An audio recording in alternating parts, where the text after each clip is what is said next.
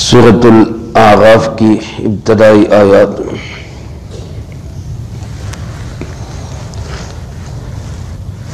الحمد للہ وکفی وسلام علی عبادہ الذین اصطفی خصوصا علی سید الرسل وخاتم الانبیاء وعلى آلہ واصحابہ الاتقیاء۔ اما بعد فاعوذ باللہ من الشیطان الرجیم، بسم اللہ الرحمن الرحیم۔ الف لام میم صاد، کتاب انزل الیک فلا یکن فی صدرک حرج منہ لتنذر به وذکری للمؤمنین۔ الف لام میم صاد حروف مقطعات ہیں، ان سے کیا مراد ہے اللہ ہی بہتر جانتے ہیں۔ کتاب انزل الیک، یہ عظیم الشان کتاب جو آپ پر نازل کی گئی، فلا یکن فی صدرک حرج منہ، پس نہ ہو آپ کے دل میں کوئی اندیشہ اس کی وجہ سے، لتنذر بہ، کہ آپ ڈرائیں اس کے ذریعے سے، وذکری للمؤمنین، اور یہ نصیحت ہے ایمان والوں کے لیے۔ اس سورۃ مبارکہ کا نام سورۃ الاعراف ہے۔ اعراف جنت اور جہنم کے درمیان ایک مقام کا نام ہے۔ اس صورت میں آگے چل کے اسی مقام کا تذکرہ ہے، اسی مناسبت سے اس کو سورۃ الاعراف کہا جاتا ہے۔ مکی صورت ہے، یعنی ہمارے پیارے آقا جناب محمد کریم خاتم النبیین صلی اللہ علیہ وآلہ وسلم کے ہجرت فرمانے سے پہلے نازل ہوئی۔ جو صورتیں ہجرت سے پہلے نازل ہوئی وہ مکی کہلاتی ہیں، چاہے وہ کہیں بھی نازل ہوئی ہوں، اور جو ہجرت کے بعد نازل ہوئی وہ مدنی کہلاتی ہیں، چاہے وہ کہیں بھی نازل ہوئی ہوں۔ اس سورۃ مبارکہ کا ترتیب کے لحاظ سے 7واں نمبر ہے، یعنی اس سے پہلے الحمدللہ 6 سورتوں کا درس مکمل ہو چکا ہے۔ اللہ پاک اس کو اپنی بارگاہ میں قبول فرمائے اور اس کے تمام روحانیت، انوارات، برکات ہم سب کو نصیب فرمائے۔ ترتیب کے لحاظ سے یہ 7ویں سورت کے درس کا آغاز ہو رہا ہے۔ نازل ہونے کے اعتبار سے اس کا 39واں نمبر ہے۔ بعض حضرات نے فرمایا کہ یہ سورۃ الانعام کے ساتھ ہی نازل ہوئی، بعض نے اس کے زمانہ نزول کو مختلف لکھا ہے، لیکن بہرحال یہ مکی دور کے اندر ہی نازل ہوئی۔ 206 آیات اور 24 رکوع پر یہ سورۃ مبارکہ مشتمل ہے۔ اس سورۃ مبارکہ کا جو مرکزی موضوع اور مضمون ہے وہ پوری انسانیت کی ہدایت ہے، عالم اسلام کی ہدایت ہے۔ اس سے پہلے آپ حضرات نے سنا سورۃ الفاتحہ کے بعد سورۃ البقرہ میں زیادہ تر خطاب یہودیوں کو تھا، سورۃ آل عمران میں زیادہ تر خطاب عیسائیوں کو تھا، اور سورۃ المائدہ کے اندر، سورۃ نساء کے اندر زیادہ تر خطاب مشرکوں کا تھا، اہل عرب مشرک لوگوں کو۔ سورۃ المائدہ میں زیادہ تر مخاطب تھے مجوسی اور آتش پرست صابی لوگ۔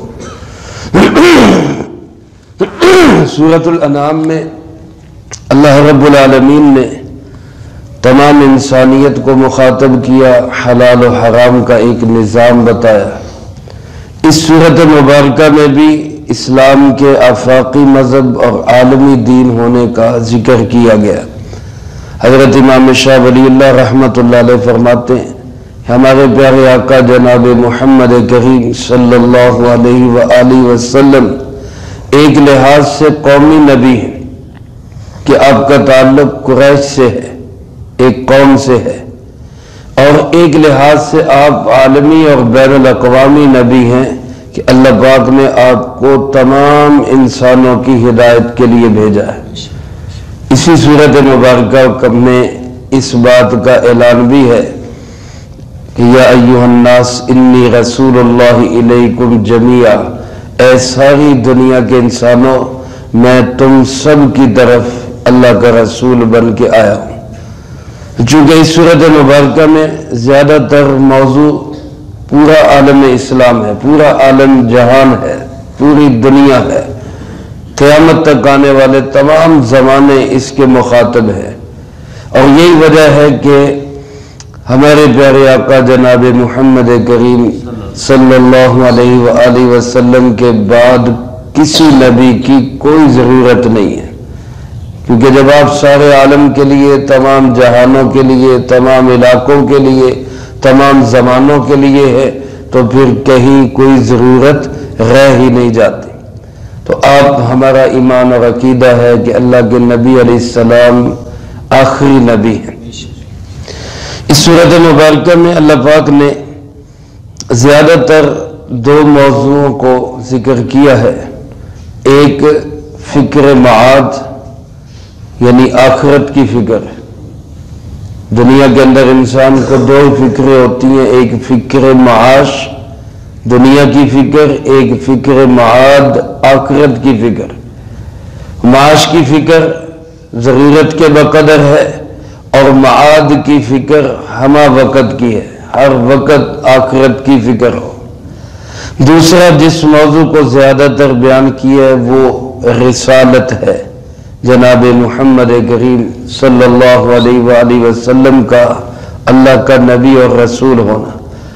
علماء نے لکھا ہے اس صورت مبارکہ کے دوسرے رکوع سے اللہ پاک نے حضرت آدم علیہ السلام کا تذکرہ شروع کیا، تقریباً 2 رکوع تک وہ تذکرہ ہے۔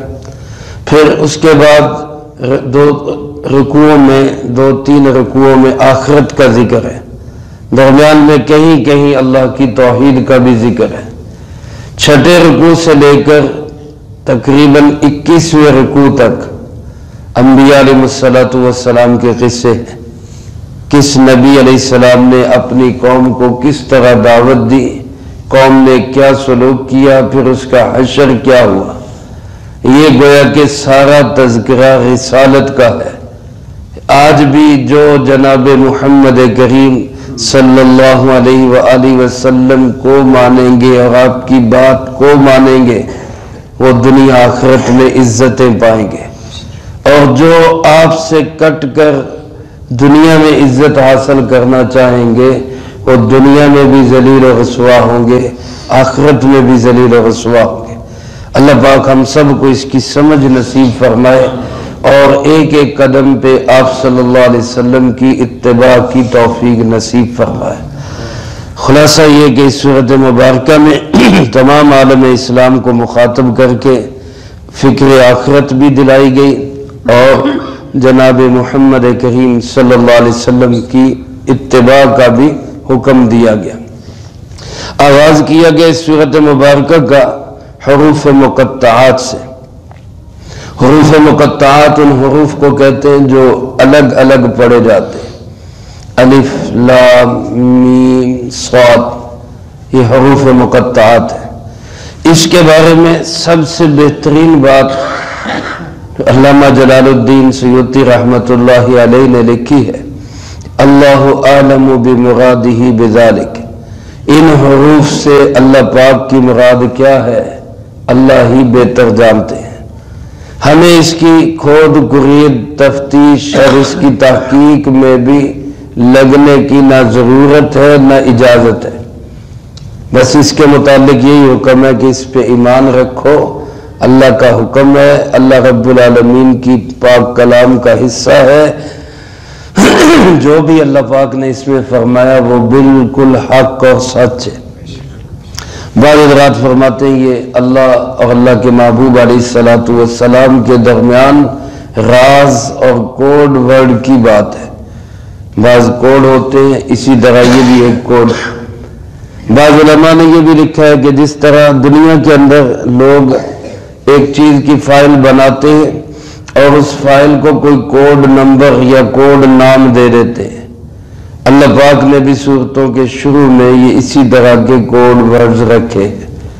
حضرت امام شاہ ولی اللہ رحمۃ اللہ علیہ نے اپنے ذوق کے مطابق تھوڑا فہم کو قریب کرنے کے لیے اس کی ترتیب یوں بیان کی ہے کہ الف سے مراد اللہ الف سے مراد اللہ رب العالمین ہے، اور لام سے مراد جبرائیل امین علیہ السلام ہے، اور میم سے مراد حضرت محمد صلی اللہ علیہ وآلہ وسلم ہے، یعنی یہ پاک کلام بھیجنے والے اللہ پاک ہیں، لانے والے جبرائیل علیہ السلام ہے، جس ذات پہ لایا گیا وہ حضرت محمد صلی اللہ علیہ وسلم ہے۔ آگے صاد سے مراد وہ لکھتے سعود ہے، یعنی جو اس پاک کلام کی اتباع کرے گا اللہ اس کو بلندیاں عطا فرمائیں گے۔ تو گویا اس پورے لفظ کا ایک مفہوم انہوں نے اپنے ذوق کے مطابق یہ بیان کیا۔ بہرحال بہترین بات یہی ہے کہ اللہ پاک بہتر جانتے ہیں اس سے کیا مراد ہے۔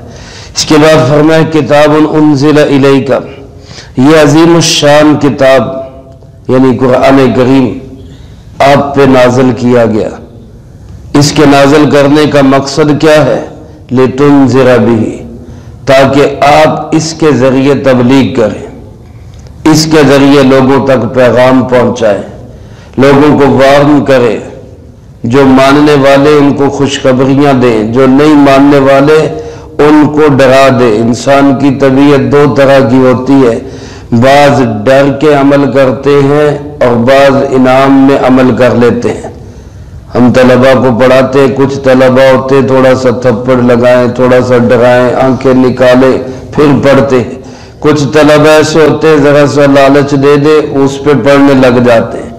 اللہ پاک نے انسانوں کی دونوں طبیعتوں کو سامنے رکھتے ہوئے وارننگ بھی دی ہے اور خوشخبریاں بھی دی ہیں۔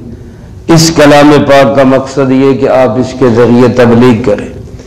ظاہر ہے جب اس کی تبلیغ ہوگی تو لوگ مخالفت کریں گے، لوگ آڑے آئیں گے، رکاوٹ بنیں گے، باتیں کریں گے، آپ کے خلاف سازشیں ہوں گی، تو اس کے لیے اللہ پاک نے پہلے تسلی دے دی فَلَا يَكُنْ فِي صَدْرِكَ حَرَجٌ، آپ اپنے دل میں کوئی تنگی کوئی گھٹن محسوس نہ کریں، کیونکہ ہم آپ کے ساتھ ہیں، اللہ آپ کے ساتھ ہے۔ اس کی تبلیغ پر اگر کوئی اثرات مرتب ہوں گے، کوئی آپ کے خلاف لوگ سازشیں بھی کریں گے، تو آپ نے گھبرانا نہیں، دل میں تنگی اور گھٹن محسوس نہیں کرنی، آپ بالکل اس سے بے پرواہ ہو کر اپنے کام میں لگ دیں۔ بعض علماء نے یہ لکھا ہے کہ آپ کو کہا گیا کہ آپ اس میں شک نہ کریں، اللہ کی کتاب ہے۔ ظاہر ہے اللہ کے نبی حضرت محمد صلی اللہ علیہ وسلم تو اس میں 1000ویں حصے کے برابر بھی شک نہیں کر سکتے، آپ کا یقین تو سب سے کامل یقین ہے۔ اصل میں یہ ہمیں حکم دیا جا رہا ہے اس بات میں کوئی شک نہ کرو، یہ قرآن کس کی طرف سے آیا ہے؟ اللہ کی طرف سے آیا ہے، لہذا اس کی تبلیغ میں لگ جاؤ۔ جو حکم آپ صلی اللہ علیہ وسلم کو ہے، آپ کی ختم نبوت کی برکت سے، آپ کے امتی ہونے کی حیثیت سے، وہی حکم ہمارے لیے بھی ہے، ہم قرآن کے ذریعے لوگوں کو تبلیغ کریں، قرآن کا پیغام گھر گھر میں پہنچائیں، قرآن پاک کے دروس، قرآن پاک کی تعلیمات، اس کو ہم ساری دنیا میں عام اور اس کو رائج کریں۔ اور اللہ پاک فرماتے یہ کتاب ایسی کتاب ہے کہ ذکرى للمؤمنین، یہ نصیحت ہے ایمان والوں کے لیے۔ کتاب تو سب کے لیے ہے، ساری دنیا کے انسانوں کے لیے ہے، لیکن اس سے فائدہ کون اٹھائیں گے؟ وہ صرف ایمان والے ہی فائدہ اٹھائیں گے۔ جو اس کتاب کو مانتا ہی نہیں وہ اس سے کیا فائدہ اٹھائے گا؟ اس لیے آج ضرورت ہے کہ ہم اس کتاب پہ ایمان بھی رکھیں، اس سے فائدہ بھی اٹھائیں، اس کی تعلیمات کے مطابق اپنی زندگی کے اندر انقلاب پیدا کریں۔ یہ وہ کتاب تھی، عظیم الشان کتاب تھی، جس نے صحابہ کی زندگیاں بدل دی تھی۔ وہ جن پہ کوئی حکومت کرنے کے لیے تیار نہیں تھا، اس کتاب پہ عمل کی برکت سے اللہ نے ان کو دنیا پہ راج نصیب فرمایا۔ میرے عزیز دوستو، آج اگر ہم یہ چاہتے ہیں ہمیں دنیا میں عزتیں ملے تو اس کے لیے ہمیں قرآن کی پیروی کرنی ہوگی۔ علامہ اقبال رحمۃ اللہ علیہ اسی کو فرماتے ہیں، وہ معزز تھے زمانے میں مسلمہ ہو کر، صحابہ اکرام رضی اللہ تعالی مجمعین، وہ معزز تھے زمانے میں مسلمہ ہو کر، اور ہم خوار ہوئے تارک قرآن ہو کر۔ ہم نے قرآن کو چھوڑا تو آج ذلیل و رسوا ہے۔ تو ہمارے عوام بھی، ہمارے تاجر بھی، ہمارے مزدور بھی، ہمارے ورکر بھی، اور ہمارے حکمران بھی، ہمارے جج بھی، اور ہمارے تمام اشرافیہ، سب کے سب قرآن کی اتباع کریں تو دنیا آخرت میں عزت نصیب ہوگی۔ اللہ مجھے آپ کو سب کو اس پہ عمل کی توفیق نصیب فرمائے، جو کہا سنا اس کو زندگی میں لا کے دوسروں تک پہنچانے کی توفیق عطا فرمائے۔ اللہم لک الحمد کما ینبغی لجلال وجہک